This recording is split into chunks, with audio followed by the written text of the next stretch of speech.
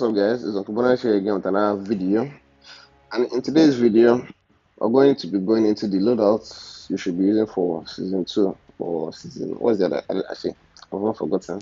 Season 15, 14. But season 2 of COD Mobile. So I would have said I would have done a top 5 guns list instead. But like, I mean, we already know what the top 5 guns are now. Man of War, there are just 3 taps. 3 taps, top 3, then maybe snipers. Like, that's just the meta. Akimbo Digu, okay, no, it can't be a top 5 gun because it doesn't have range, but it's just a disgusting gun. So, the list is in no particular order.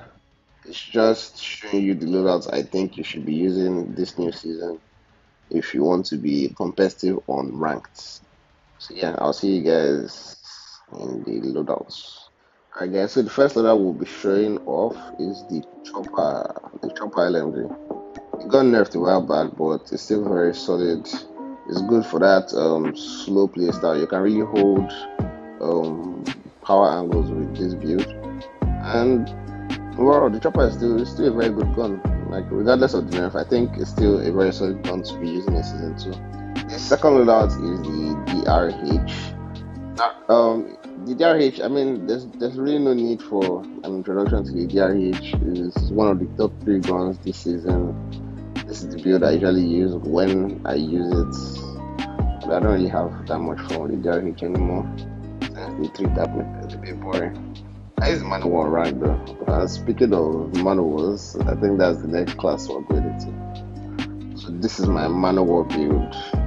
I really built this to make it as give it as much range, and then to also give it as much mobility as I could as the sleight of hand. I don't really think the Man of War needs the red dot. I see a lot of people running red dots on Man of War, but I personally don't think the Man of War needs the red dot. The FR.556. So this is actually my tryhard gun in comp. If I'm sweating, this is the gun I use.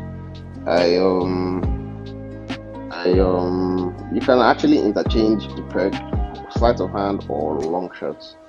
I mix stuff sometimes, whichever one I'm feeling like that. But lately I've been feeling sleight of hand, so that's why I use. The gun kicks up a bit, but you have to play with the gun to get used to recoil. So if you play with this gun for like a few games, you see how easy it is to control actually.